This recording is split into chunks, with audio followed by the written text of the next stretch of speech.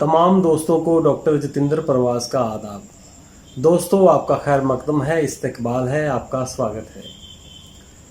शायरी लफ्ज़ों का खेल है और अच्छा शेर कहना एक हुनर है, और ये हुनर लंबे अरसे तक मश्क करने से और मुताला करने से हासिल होता है।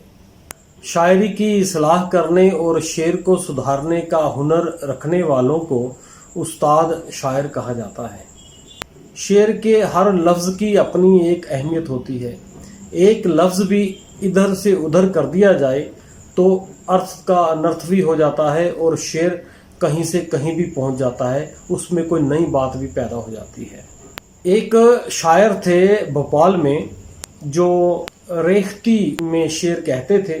रेख्ती उस शायरी को कहा जाता है जिसमें शायर औरतों की ज़ुबान में शेर कहता है। तो उस शायर का नाम था साजिद सजनी। साजिद सजनी भोपाल में रहते थे, लेकिन वो थे लखनऊ के, इसलिए अपने नाम के साथ लखनवी भी लगाते थे। साजिद सजनी लखनवी, ये उनका नाम था। उनके बहुत से शेर, बहुत सी गज़लें रेख्ती ज़ुबान में मिल जाती हैं। उन्होंने ज़्यादातर अपनी शायरी रेख्ती में ही की और एक शेरी मजमुआ भी उनका मंजरे आम पर आया था जिसे निगोड़ियाँ नाम दिया गया था। उनकी रेख्ती के शेरों की मैं एक दो मिसालें पेश करता हूँ, फिर मैं एक आपको उनका ऐसा शेर सुनाऊंगा जो बहुत मशहूर हुआ, बहुत मकबूल हुआ। यकीनन आप तक भी वो शेर ज़रूर पहुँचा होगा। तो पहले उनके एक दो शेर ये सुनिए कि लगती रही क्लास सवेरे से शाम तक। देखिए, औरत की ज़ुबान में शेर कह रहा है एक मर्द शायर, कहता है कि लगती रही क्लास सवेरे से शाम तक, होती रही मैं पास सवेरे से शाम तक। लगती रही क्लास सवेरे से शाम तक, होती रही मैं पास सवेरे से शाम तक। मुझको तो ईद में भी फरागत कहाँ मिली, मुझको तो ईद में भी फरागत कहाँ मिली। लड़ती रही है सास सवेरे से शाम तक। ये उनकी एक पूरी गज़ल है रेख्ती की ज़ुबान में। ऐसी ढेरों मिसालें हैं उनकी शायरी की, लेकिन मैं जिस शेर की तरफ इशारा करना चाहता हूँ वो शेर ये है।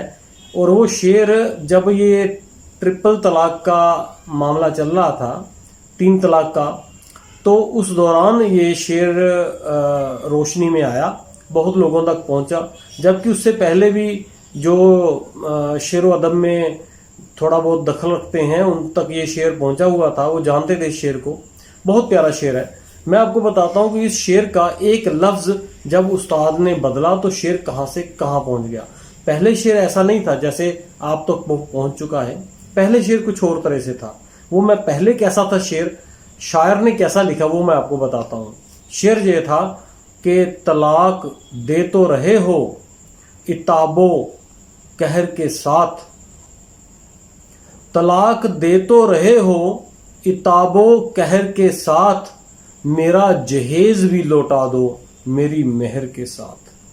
कि मेरी मेहर की रकम तुम दोगे ही मुझे और उसके साथ साथ मेरा जहेज भी वापस करो।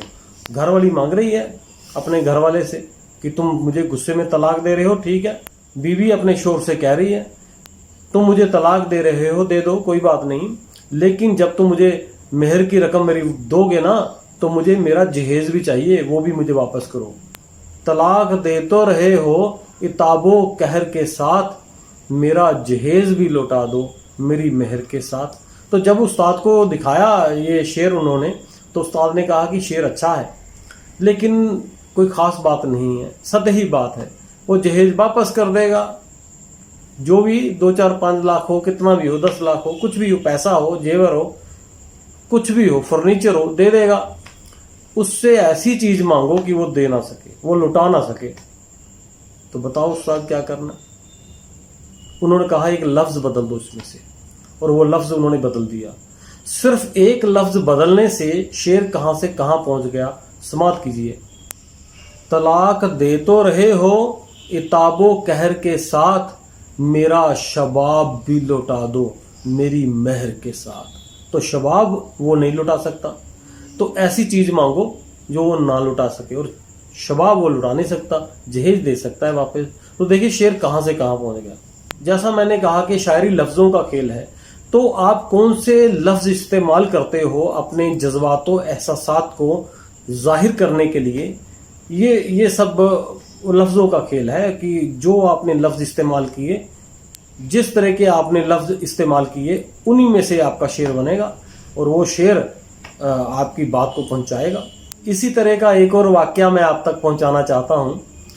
उर्दू के एक बड़े मशहूर शायर गुजरे हैं, कतील शिफाई। यकीनन आप उनको जानते हैं, बहुत मशहूर शायर हैं और बहुत गीत लिखे उन्होंने, बहुत सी गज़लें उनकी मशहूर हुई। एक वाकया उनके साथ ये जुड़ा हुआ है कि उन्होंने क्या किया कि एक बार अब्दुल हमीद अदम का एक शेर है, बहुत मशहूर शेर है, उसको उन्होंने एक लफ्ज़ बदल दिया और वो शेर कहाँ से कहाँ पहुँच गया। कहाँ से कहाँ क्या, अर्थ का अनर्थ हो गया, ऐसे कह लो। तो उसकी उन्होंने पैरोडी बनाई। पैरोडी भी एक फन है, इस पर कभी बात करेंगे। तो उस शेर की उन्होंने पैरोडी बनाई, हास्य व्यंग पैदा किया, ऐसे कह लें आप, शेर में से सिर्फ एक लफ्ज बदलने से।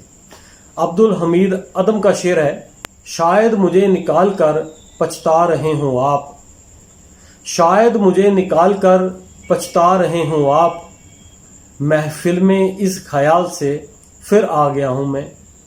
और कतील शिपाई ने सिर्फ एक लफ्ज बदला उसमें से और देखिए अर्थ का नर्थ कर दिया, पैरोडी बना दी शेर की। तो मैं कहना ये चाह रहा था कि शेर में एक लफ्ज शेर को कहां से कहां पहुंचा देता है। जैसे शेरों के इंतखाब ने रुस्वा किया मुझे, है ना, तो शेर में भी लफ्जों का जो इंतखाब किया जाता है वो बहुत सोच समझ के करना चाहिए, किया जाता है ऐसे, तो इसी से ही अच्छा शेर निकलता है। तो उन्होंने क्या किया, शेर ये बना दिया। शेर असली मैं फिर पढ़ देता हूं एक बार। अदम का शेर है, शायद मुझे निकाल कर पछता रहे हो आप, महफिल में इस ख्याल से फिर आ गया हूं मैं। कतील शिपाई ने एक लफ्ज बदल दिया और शेर ये कर दिया, शायद मुझे निकाल कर कुछ खा रहे हो आप। देखिए क्या व्यंग पैदा कर दिया, हंसी पैदा कर दी। शायद मुझे निकाल कर कुछ खा रहे हो आप, महफिल में इस ख्याल से फिर आ गया हूं मैं। तो दोस्तों ये शायरी का मज़ा है, लफ्ज़ों का खेल है। कोई एक लफ्ज़ इधर से उधर करने से शेर कहाँ से कहाँ पहुँच जाता है और कभी कभी अर्थ का अनर्थ भी बन जाता है। तो ये एक फ़न है, ये एक हुनर है। तो ये जो शेर कहने का तजुर्बा है, ये लंबे अरसे तक मश्क करने से ही हासिल होता है और उस्तादों की कुर्बत में रहने से ये हुनर जल्दी आ जाता है। शायरी के लिए सिर्फ किताबें ही नहीं पढ़नी होती, शायरी के लिए चेहरा पढ़ना भी आना चाहिए, ज़िंदगी को पढ़ना भी आना चाहिए, धूप छाँव के खेल को समझना भी आना चाहिए। तो दोस्तों अगर ये वीडियो आपको पसंद आए तो इसे लाइक और शेयर कीजिएगा और कमेंट करके मुझे अपने कीमती मशवरों से आप नवाजते रहिए। और आइंदा फिर किसी नए मौजू के साथ आपसे मुलाकात होगी।